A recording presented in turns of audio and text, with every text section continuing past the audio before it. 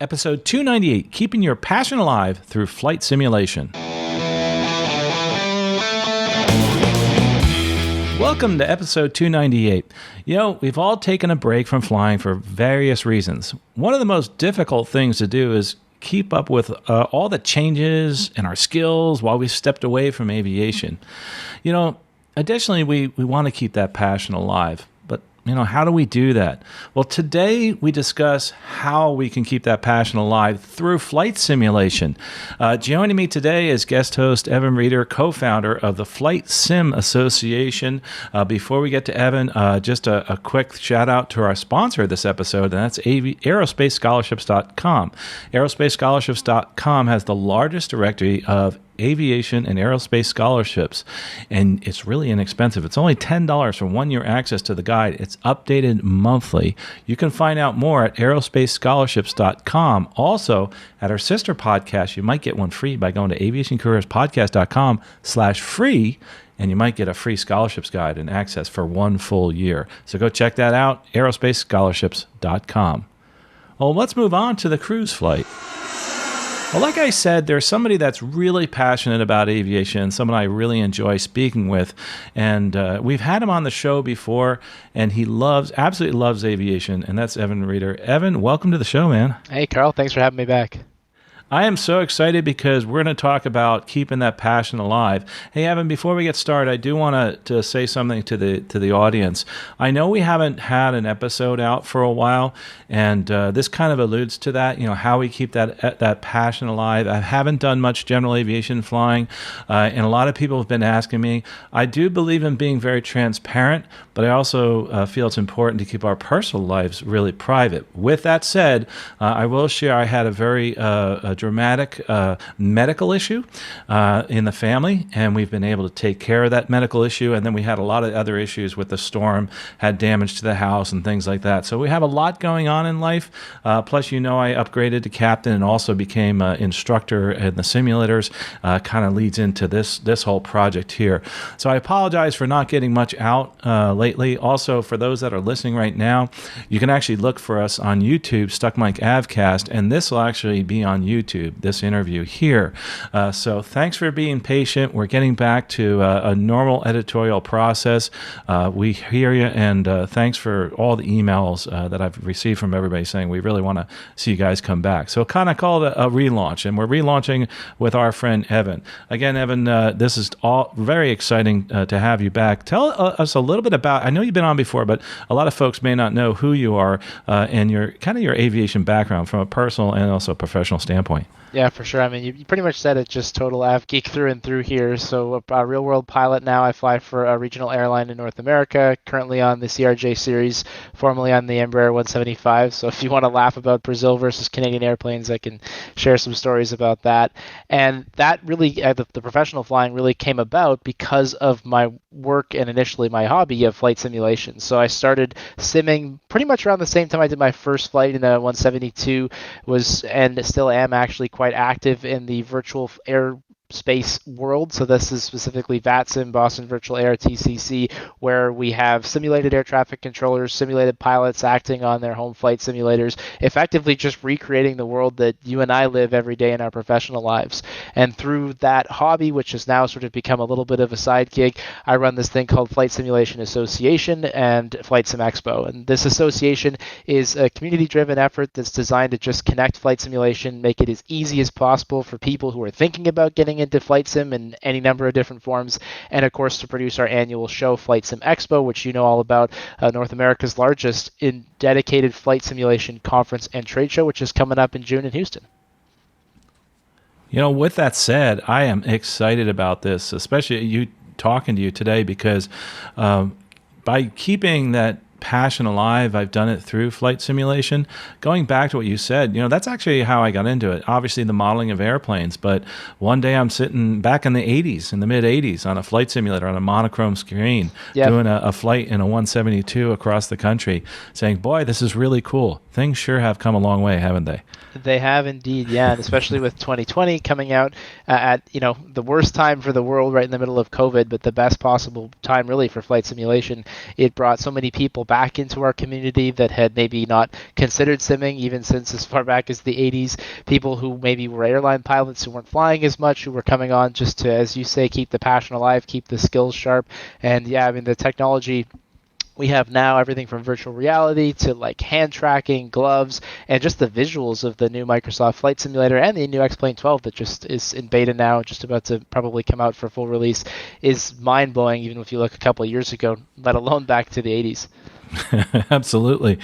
The people that are listening right now and watching, they're into general aviation, and we do this as not just our hobby, but also as it's our profession. We make money at it. One of the things that I found is simulation can really bring out a lot in people. I decided to become a simulator instructor at the airlines. I'm on the Airbus A320 and 321 as an instructor, and I actually see it. I see people actually having fun and doing things in the sim that they couldn't do in the airplane, and experimenting with things that they couldn't do in the actual airplane, which really applies to general aviation, doesn't it? Yeah, absolutely. And I mean, you and I both work in the professional space, so we're flying jets around. But I remember fondly my general aviation days. I wish some days I could go back there and get into a 172 again. A lot of fun flying around some of the sites that are nearby me. And I'm fortunate to live in a spot where there's a lot of really cool stuff to see in a small airplane. So I've done plenty of that. And you're absolutely right that when you're using your home flight simulator, whether it's in virtual reality or you're looking at a screen, or heck, even if you're just acting as a virtual air traffic controller looking at a radar screen, the amount of different things that you can do is just really fascinating. You can do everything from flying a new airplane to a different spot, trying to practice an instrument approach. People are literally flying combat simulators, landing on aircraft carriers, or simulating dog fights. We've got hot air balloons in the simulator now. We've got gliders. I mean, literally anything that you can imagine or that you can fly in a home simulator. And so if you're somebody who does a lot of regular flying, the simulator just allows you to get out and try something totally new. And if you're doing it right, it doesn't really feel like it's training or it's work. It feels like, hey, I'm just doing this new thing and it's fun. And oh, by the way, you're actually learning a whole bunch as you do it without even realizing it.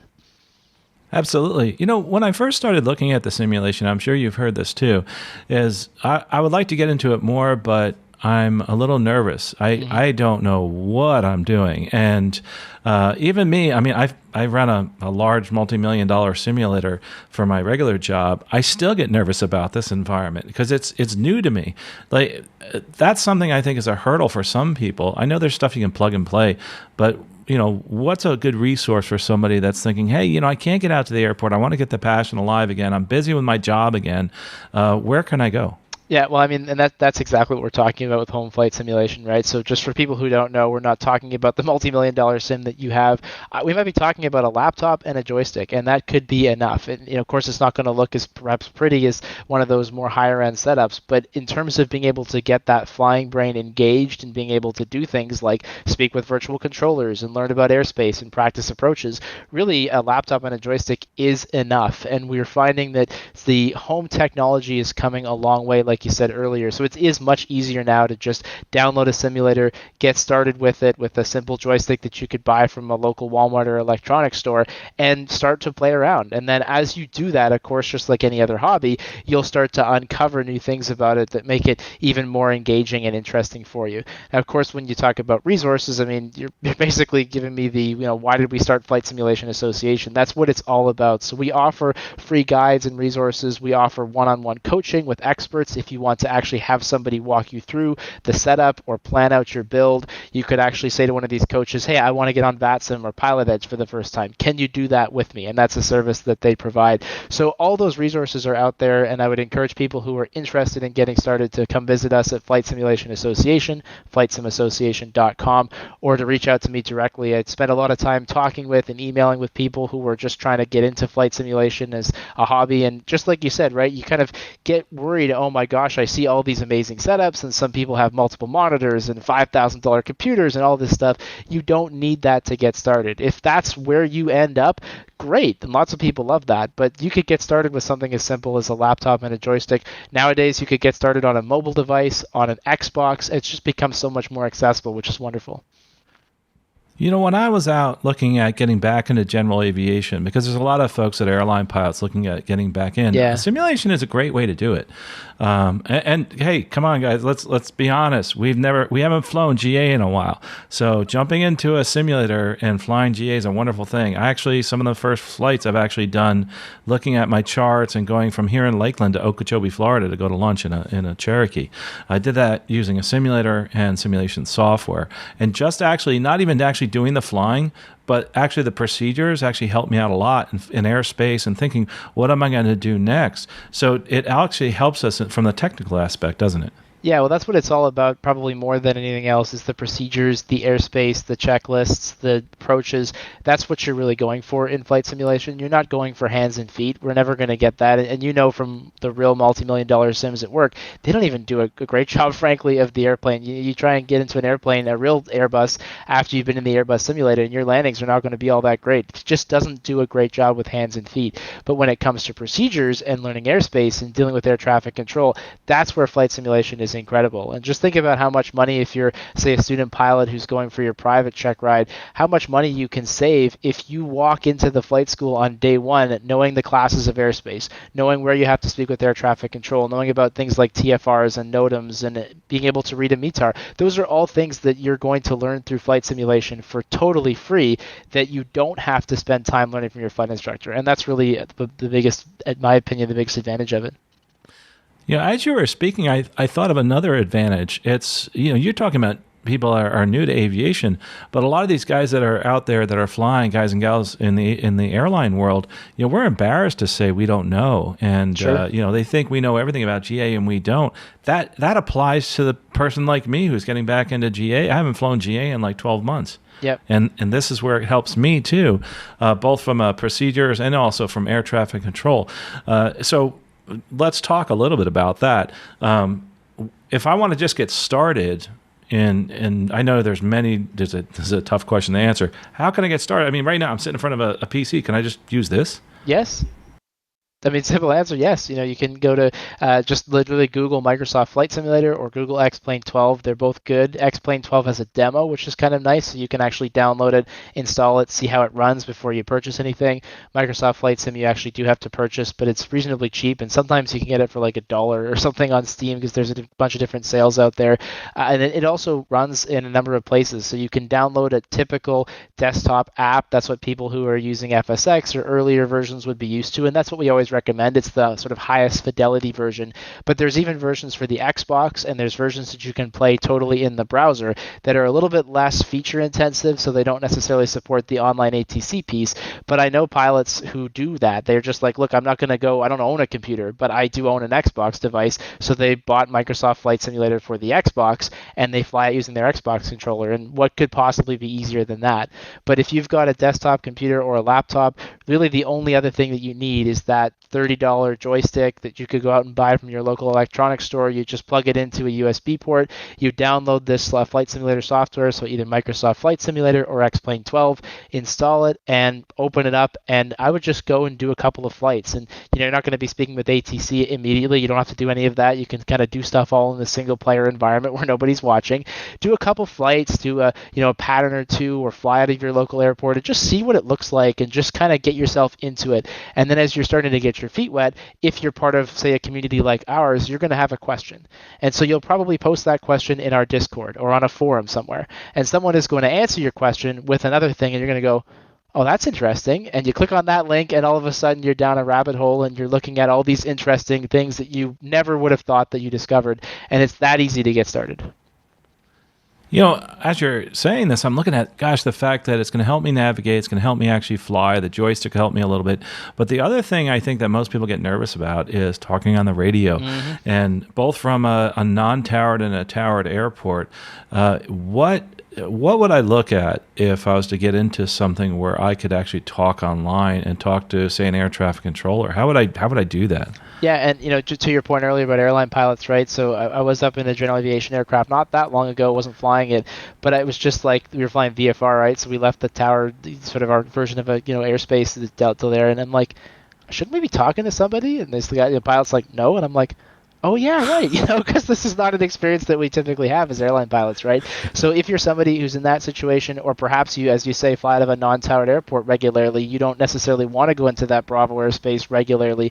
This can help you get more comfortable doing all of that. There's two platforms that people should know about. The first one is called VATSIM, VATSIM, VATSIM. That is the world's largest network. They have something like 130,000 active users every month, which, yeah, I know, right? And that one is totally free, so anyone can join that. The way that that works is you can fly anywhere around the world at any time, but air traffic controllers are volunteers, so they kind of come on and off as their schedules allow. Some places, so where I control in the Boston, New England area, we actually publish a schedule, so you can see when the controllers are around and you can kind of plan your flights. Other places are a little bit more ad hoc. And whenever there's a controller online, they provide the same level of service that you would expect if you were flying there in real life. So if you're at a Class Delta airport, you could basically call up the controller, make your initial radio call, and if you're flying VFR or IFR, just the same instructions that you'd expect to hear, you'd get right through VATSIM. And so being able to get that back and forth going with the controller, as you just said, what a great confidence booster that is for when you actually get out there and fly a real airplane. So that's VATSIM. And maybe, Carl, if you have any questions, we talk about that. Otherwise, the other one, of course, would be Pilot Edge that I should touch on as well. Yeah, before you go on to Pilot Edge, real quickly, you said you're a controller. So Yes. how did you learn to do that? Yeah, well, that's the nice thing about VATSIM is that all that training is provided. And so this is, to your point about just that passion for aviation, I fly a lot in real life. So for me to come into the simulator environment and fly, the same kind of airplane, that just wasn't all that exciting. I know lots of guys who do that and they like it, or some people, you fly an Airbus, some people would fly a Boeing 737 in the sim just to be different, right? That's not for me. What's for me is I want to do the air traffic control side. I wanted to really learn about how does the airspace that I fly in work. And I was really curious to know things like, why do they climb us to 14,000 out of Boston initially? How come I only get direct to this fix at this time and not earlier? And so I kind of just discovered all this stuff by accident. Turns out that VATSIM is structured just like the FAA is, where there's different facilities. So Boston would be one, New York Center would be another one, Washington Center another one, and each of them provide training in their local airspace. So anyone can sign up. It's totally free. There's a lot of work involved. You have to do a bunch of reading. You have to do some tests. There's practical training that is involved. So it's all in all, if you were to start from zero aviation experience, you're not a pilot, never been an air traffic controller, it probably takes you 2-3 months to get up to speed to start doing the basic level of air traffic control, and then it obviously continues to ramp up from there. But anyone can do this, and all of the training and the procedures are based on real documents. So one of my jobs as an air traffic control instructor in the virtual world is that I actually go through real world FAA procedural documentation, so the stuff that the real controllers see, and I sort of take that and distill it down into stuff that a hobbyist might appreciate. So we don't really care what the facility access procedures are. I don't need to know how do I get into the tower, but I do need to know that maybe runway 4 left isn't available after a certain time for aircraft that are jets. And so that kind of thing is actual procedure that we've implemented on the network to give you, as the virtual pilot, the most realistic experience that you could get. Wow, Evan, I tell you what, I'm going to jump on there because a big part of my job at work is trying to make sure I speak properly as an air traffic controller. So this is a great opportunity for that. See, even people like myself who teach at the airlines, we can learn so much from these different avenues. Now, you said there was another one that's popular? Yes, so VATSIM being the biggest one and the free one. The other option is called Pilot Edge. Pilot Edge, and that's the paid version. So that one, I forget what their prices are, something like $20-ish a month. And what you get for that is guaranteed coverage. So where VATSIM is a little bit ad hoc, you can fly anytime, the network's always available, but there isn't a guarantee of ATC except in certain cases. Pilot Edge says that 15 hours a day, 7 days a week, within their coverage area, which is the Western United States, you'll always have a controller. And it doesn't matter what time you log in, and it doesn't matter what's going on, there's always a controller there for you. So that's a nice benefit of Pilot Edge. As I said, their coverage area is a little bit more limited, so instead of being global, they focus their airspace just on the western half of the U.S. But if you want to sign on to their network, I think anytime, basically after the early morning in the West Coast, you just pick the airport, you look at the chart, you go, okay, the ground frequency at this airport is 121.7, you tune that frequency into your simulator radio, you put your headset on, you press a button, you talk to the controller, and they talk back to you. And again, that is 15 hours a day, I believe, and then 7 days per week that you can get that. All the details for that one, of course, over at pilotedge.net. And it's run by a good friend of mine, Keith Smith, who does some tremendous work in the community. This is a service that's used by lots of airlines, by lots of different flight schools, by universities, universities. They're literally taking student pilots at various universities and using Pilot Edge as the controller, because like you said, a lot of flight instructors, they're not controllers, right? They don't pretend to be, so they don't necessarily know the correct phraseology. With a system like Pilot Edge, as a student, you're literally able to speak with a real world professional or retired air traffic controller, so you know that you're getting that exact sort of same phraseology and procedure that you'd get in an actual plane. Yeah, what an absolutely amazing resource and lots of fun. I mean, you can learn so much. And both of those, Pilot Edge and, VATSIM, I haven't really used them other than watching the demos online, but that's something I'm excited to actually get out there and reach out and do. Another thing, too, as far as keeping the passion alive, we could actually become a fighter pilot for a day. I know this whole Top Gun movie's come out, and we've wanted to get into that. I actually have a lot of folks at work that get involved with the simulation. I don't know exactly everything about it, so maybe you could tell us a little bit about that from the fighter pilot in you. How do you become a fighter pilot for a day? Not something I know as much about, but again, that's the beauty of flight simulation. There's a whole bunch of different titles. So Microsoft Flight Simulator has fighter pilots in it. So does X-Plane. So does P3D, of course. But then there's actually combat-specific simulators. So you've got DCS, for example, or IL-2 that are literally built exclusively around fighter jet flying. And so they've actually built into the simulation things like being able to drop targets bombs on targets, being able to land on an aircraft carrier, being able to get with a group and do formation flying. Like all that stuff is totally doable. And so depending on which simulator you're using and how far into it you want to get, I come from the civil side, where in flight simulation we have virtual airlines where you can basically become an airline pilot, and they give you training and there's courses and you can upgrade and all that stuff. There's stuff like that for the military as well. So you can join a combat squadron and they'll provide you with training and they show you how to do certain things. There's virtual air show teams and they literally go up and they do air shows in Microsoft Flight Simulator. So all this stuff is totally available to you. And like I said, almost every flight simulation platform has a fighter jet in it. So if all you want to do is go tool around, you can totally do that too. But if you wanted to take it seriously, that is a pathway that you could totally take if it's something that you wanted to do. DCS is one of the ones I've seen online. And it's like, wow, these guys are serious. I mean, you really become a fighter pilot for a day. And there's a lot of fighter pilots that are on there. Yeah, exactly. I mean, what you find with flight simulation that's so cool is that there's all these little groups, right? So I was telling you about the one that I'm part of, which is the Boston group on VATSIM, and there's like maybe 100 of us controllers, and then there's another sort of 900 pilots, and that's like a small group, and that's just one particular group that's really interested in this one New England area. You could take that and multiply it by 1,000, because for every passion that you can think of, whether it's gliding or fighter flying or air shows, there's at least 2 or 3 groups, maybe even more, that do this same kind of thing. And so if that was what you really wanted to do, you seek out that group, you say, hey, I'm new to this and I want to learn, and everyone is just so passionate about it. And almost always within those groups, there's going to be a bunch of people who do it for real life. So we have air traffic controllers that actually work in FAA facilities as part of our group.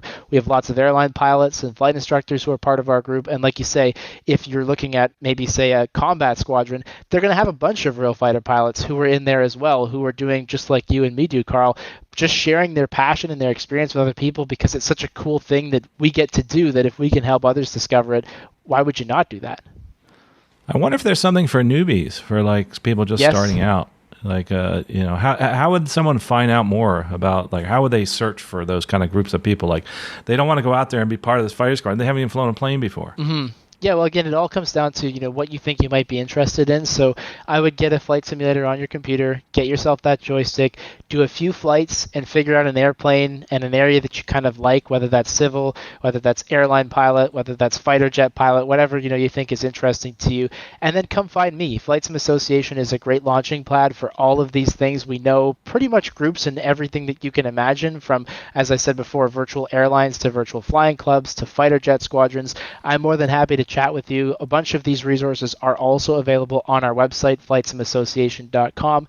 And like I said, we also do coaching. So you can sit down with an expert who knows all about this, whether it's to help plan out your setup, whether it's to solve a tech problem that you're having, or if you just want to go up and actually have a certified flight instructor do an approach with you. We do stuff like this over Zoom, where like you're flying your simulator, they can watch you, they can change the weather, they can actually move your airplane around just like you can in real life, and they're actually providing flight instruction instruction. Here's how to fly this approach a little better next time. And they do that in a Cessna 172, and they can do it in an A321 as well. So that's a great place to go. And like I said, we have that available as a service. It starts with our subscription membership, which is just $3 a month. So, I mean, come on, that's a really easy way to get started.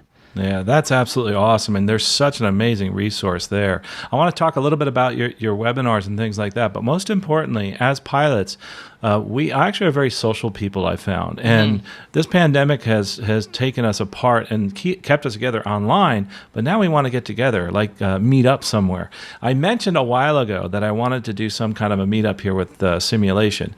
And as some of you know, and I may not have announced it on this podcast, I have a new location here actually on the Sun and Fun campus. We have a new office and facilities available so that we can finally have a meetup. So that just came about actually last month when I just moved in, and I'm very excited about that. So after we're done here recording, Evan's going to help me a little bit so I can figure out how to do that. So Evan, you tell us what type of situations are there other than the Flight Sim Expo, and mention that too. But what other type of get-togethers have there been with the simmers?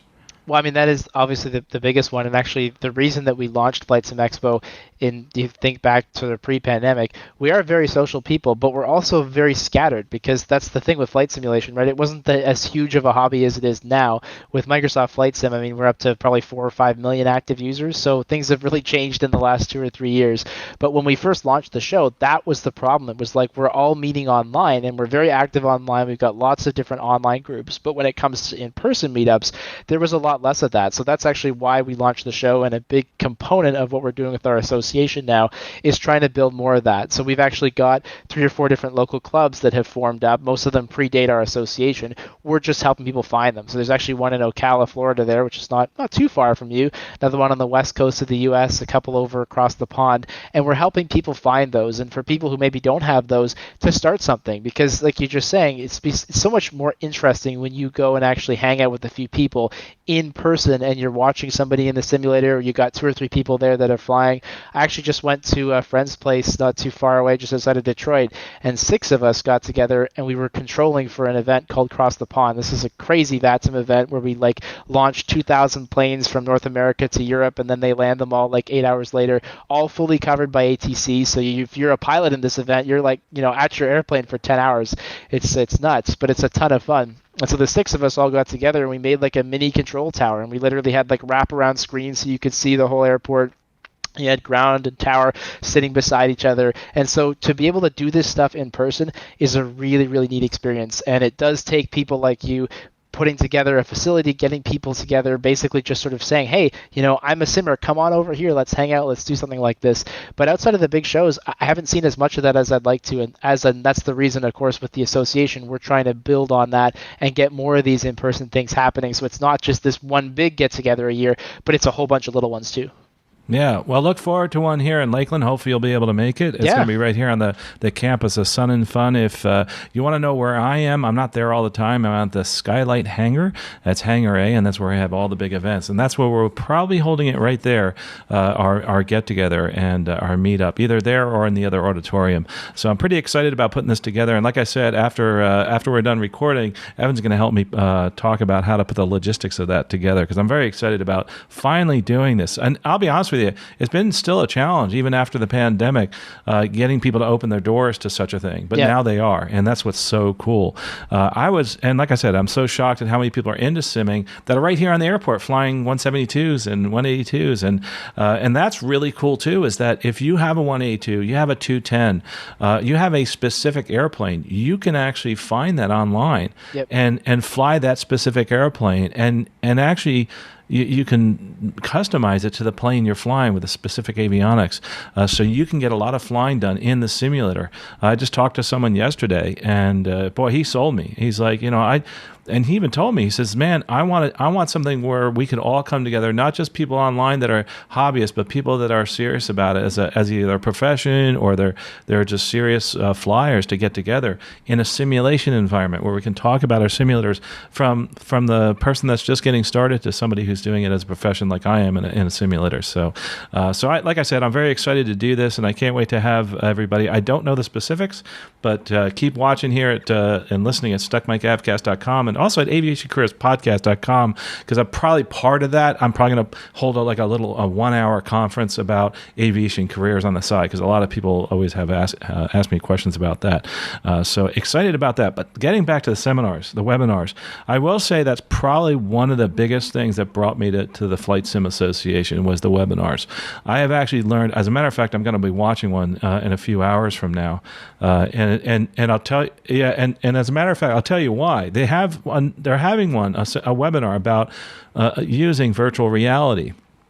At my airline, we're actually experimenting with virtual reality and training, and this is how I got interested in this, and to see what they're doing in the world of flight simulation and hobbyists, maybe I can learn something, and maybe I could incorporate it into my own simulator that I'm building here in my office. So I don't know. I mean, but I'm going to learn. I'm going to learn some, and that's the cool thing. I'm going to find out things I never knew about. You talked about across the pond. That was a little bit, and I think I'm saying it right. Yeah, but, across the pond. Yeah, and that one was a little bit over my head, to be honest with you. So I had to back up, and that's where I went to some of these other webinars, and I realized I need to start. I need to start at a lower level and get into this flight simming on my own personal basis. So here I am with tens of thousands of hours, and I'm doing the same thing. I'm starting over again, which is really absolutely so much fun. Other webinars that you have online, getting started, what equipment to buy, all those type of things. And it's a soup to nuts, and it's kind of cool because you also have people come on that are manufacturers and people, I like to call them super users, that come on and really, I don't know if that's a term you use, but these are people that really know a lot about that product. And you can find that all at the Flight Sim Association. I don't want to make this sound like it's an advertisement for the Flight Sim Association. I like it. It sounds great to me. I know, for you it does. I brought you on because I know that I want to talk about bringing, keeping the passion alive through flight simming, but we have to bring on somebody who actually is enabling that passion going forward, and that's you guys at the Flight Sim Association. And I'm hats off to you for starting this. And I am a huge proponent of this, and I really want to see more of that, like especially on this show, and talk more about simulation, how it's changed your life. And obviously, stuckmikeavcast@gmail.com. Write us and let us know how flight simming has changed your life, both from a hobbyist perspective and also maybe from a professional perspective, a training perspective. We'd love to hear from you. But what other events do you have coming up, by the way? Well, all of our free webinars, you can find them on our website, theflightsimiassociation.com. Like you said, we've got an introduction to virtual reality tonight, and it's actually by the company that makes virtual reality headsets, along with a few other, like you just said, super users. And that's what we're all about, is just finding interesting people who've done these cool things in simulation, who know way more than I will ever forget about this stuff, and bringing them on to have these engaging discussions. We've got a panel discussion coming up next month in November about media in flight simulation. So you may or may not know that there's a whole dedicated flight simulation media world out there of people who create video content. There's news websites. There are all kinds of interesting things that have cropped up around flight simulation. And so we found 5 or 6 of those people who do that kind of thing, and we're asking them questions like, what role do you guys play in flight simulation? Why are you even here? Is there money in a flight sim news website, and are developers paying you to do their reviews? Do you do that yourselves? So asking all kinds of questions like that. That's an example of one of the sort of more, community kind of engagement type webinars where we're actually going out and kind of having a panel discussion. We'll also do more targeted ones. So we'll do one that, like example that we just talked about the other day with Cross the Pond. We'll do something where it's like, okay, if you're planning to fly across the pond, here is the expert to give you a briefing on how to fly that flight. We had a virtual fly-in, basically just the AirVenture fly-in that people do with the Fisker Rebel and all that. They recreated that in Pilot Edge. They've done that now, I think, for 3 years in a row, where people can pre-fly the arrival into Oshkosh just like they would in their airplane. So we hosted a briefing for that virtual fly-in so people could understand, how do I talk with controllers, where do I make my reporting points, what does stuff look like. We gave people pictures. So it was like a briefing for this virtual fly-in that you did before you went and did it in real life. Really just try and give that educational piece and make people feel more comfortable with what in real life is a thrilling but of course a little bit challenging arrival. And so those are the kinds of things that we do when it comes to actual sort of flying proficiency. And then, as you mentioned, we're all about doing things like, how do I get started? How do I get set up on VATSIM? So all that stuff is available for free with a membership on our website. Again, that membership is free in the website, flightsimiassociation.com. Awesome. Well, I'll have people go check that out. From a general aviation standpoint, this has enabled me to link up with people that have either thought about flying or getting back into flying, and this is a really inexpensive entry into it. I will say one thing though: once you get started, you're going to keep it's additive. You're going to start spending more and more money, aren't you? Just like any other hobby, but it's a lot cheaper than flying a plane.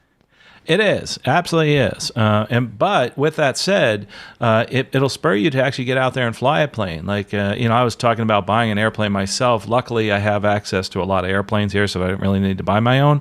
But getting back into that, and I'm doing this to be fully transparent. I'm actually getting into a simulator that is the airplane, the 172, and I'm going to go through all my checklists and everything, go fly to the airport I want to go to, and I'm doing that through sim. And hopefully it's going to turn out really well when I go out and fly. I'm going with an instructor, so I'm sure it will. But it's so exciting to see. It's so exciting to have this community. And if you're passionate about aviation, you've let that passion kind of wane a little bit, but realize it's never going to go away. One of the best ways to get back into it, I think, is through flight simming, because there's some really cool simulators. Like you said, all you need is this computer that you have in front of you, and you can get a joystick or something online for a very inexpensive price and get some really cool flying in and some incredible aesthetics. As a matter of fact, let me have your opinion on this.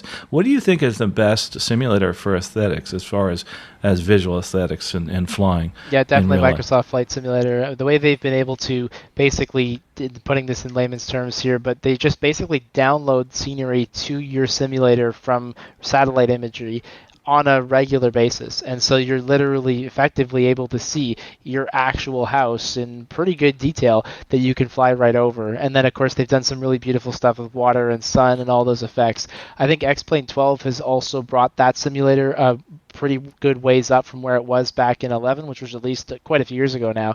But Microsoft Flight Sim, for sure, that's what everyone is always talking about, is just the visuals of that simulator, especially in virtual reality, are probably better than anything else you'll find out there right now. Absolutely. So that's really cool. Evan, this has been awesome having you here. And I think keeping this passion alive is really important. The way you do that actually is through flying airplanes or flying them virtually. How do you do that? Through the simulation world. And there's so much out there. There's so many opportunities. You can fly a 747. You can fly a 172. You can fly a fighter. You can get involved with all these different groups, people that are interested in what you're interested. They're out there. But to find them, there's an association. That's the Flight Sim Association, which Evan actually has been part of putting together, a co-founder, and hats off to you for doing that. What's the best way to reach you, Evan? Email probably evan@flightsimassociation.com. If you're not on this app called Discord yet, you should be, because everyone in Flight Sim uses Discord now. It's basically, I don't know how to describe it. Do you use Discord, Carl? You're on Discord, right? I do, actually, it's for the Airbus. It's like a modern forum, I guess, but it also has a mobile app. So if you haven't used it, it's hard to describe it to you, but it's totally replaced anything like Skype, or if you're old enough like me to remember MSN Messenger, which was like my favorite thing when I was in school. It's basically that. And so you can join different groups, you can have conversations, you can have direct private messages with people. There's voice capability if you want that. Otherwise, there's text availability. So if you haven't got that, that's a great free app to download. And it's not just for Flight Sim, it's everyone's using it these days. But it's a really useful launching pad. And so you can always come into our Discord for Flight Simulation Association, where you can chat with other users. You can also send me a message on there. And my contact information, of course, is on the website. And like I said, these are the kinds of conversations I have with pilots and students and people who are just interested in flying virtual airplanes all the time. So I'm more than happy to chat with anybody. Shoot me an email, or my phone number as well as on the website. Give me a call. Always happy to talk Flight Sim. Awesome. Evan, this has been great having you on. We hope to have you on again, talk a little bit more about aviation and what you're doing in the space of flight simming, because we have a lot of people that are very interested, especially in setting up something in their own home. Sure. Where do you find that? Yeah, Flight Sim Association. I think it's very inexpensive, a great way to learn, that's for sure.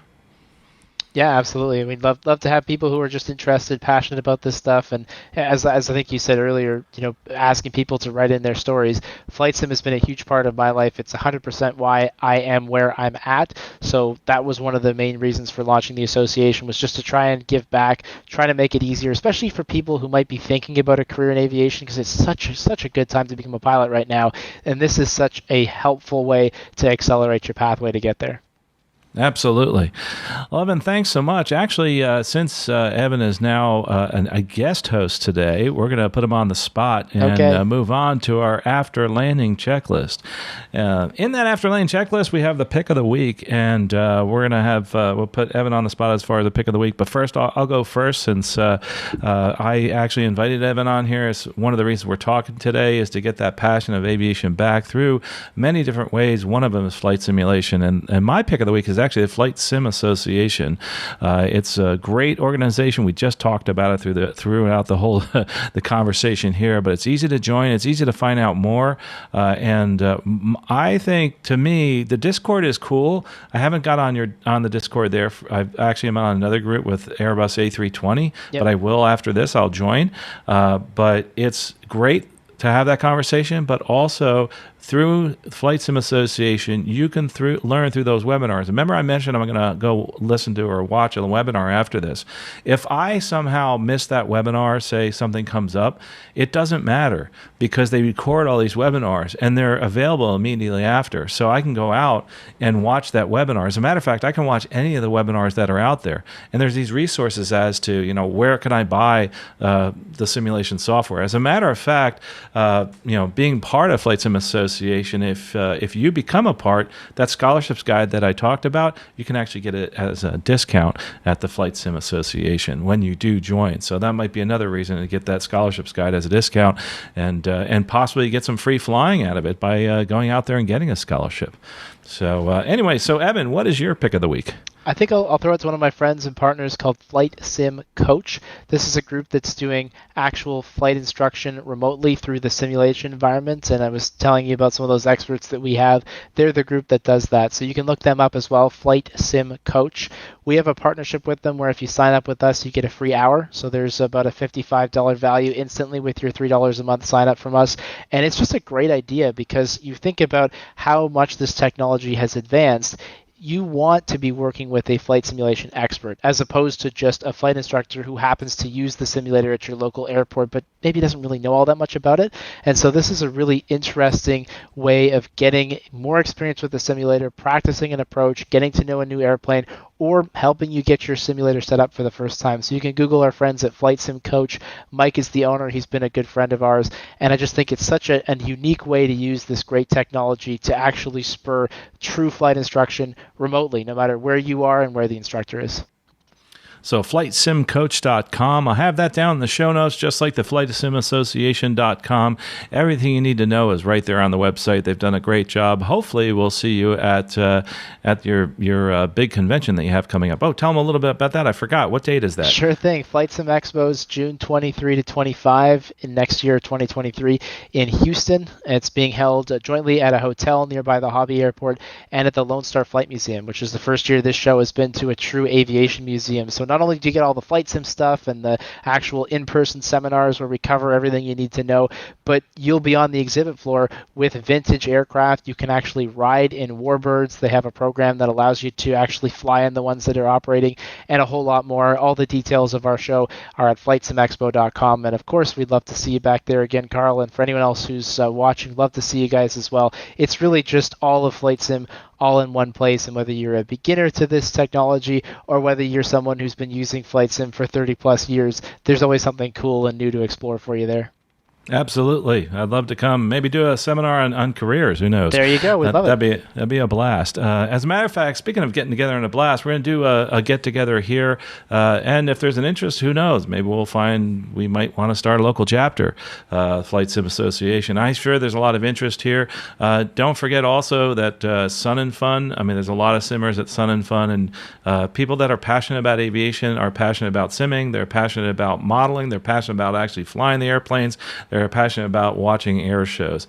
And it's really a neat community here in aviation. Whether you're the hobbyist, somebody who just likes to watch airplanes, or somebody who flies airplanes for a living, I think in the sim world, in general aviation, you're going to find somebody that you can connect with, and you can actually increase that passion in your life. And I think it's a wonderful thing to do. It really has helped me grow as a person getting involved in aviation. Again, Evan, thanks again for being here. Yes, thank you so much for having us. Always a pleasure, and we'll hopefully do it again soon. Absolutely. We're going to have you on, talk a little bit about flying airplanes at the regionals and that kind of thing, and flying, the difference between the Brazilian jet and the Canadian jet. We joked about that beforehand. So. Absolutely. I'm happy to share some stories for sure. Well, folks, if you're looking to find out more about the Flight Sim Association, right here in the show notes for this episode, number 298, also down in the show notes, but look on our website, stuckmicavcast.com, for that meetup that I was talking about, where we're going to be here right on the campus of Sun and Fun, ACE, the Aerospace Center for Excellence. If you do want to stop by, make sure I'm here. I'm in the Skylight Hangar. If you just go to Google Maps, you can find us. That's in Hangar A, and we have an office on the north side in the Elevate. That's actually a business incubator where actually Aviation Careers podcast is the one that's there. But of course, I use that space for just about everything else. And we'll probably have about up to 70 people at this meetup.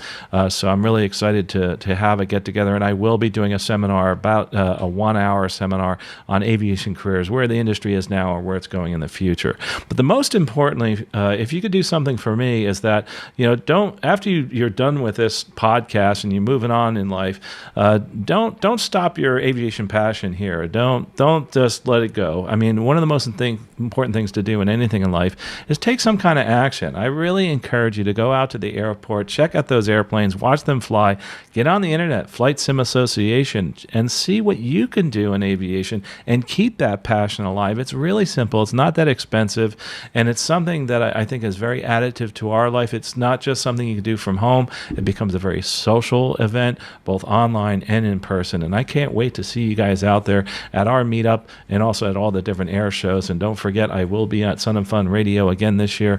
And if you're part of the Flight Sim Association, please come say hi to us. Well, folks, I really appreciate your listening to us today, and I do apologize for having a big break, but there's been so many things that have happened in our lives here with the pandemic, etc., and some of the medical issues, but I do promise we are going to start putting out some more content with more passionate aviators just like Evan. Well, folks, to talk to you next episode, safe flying out there.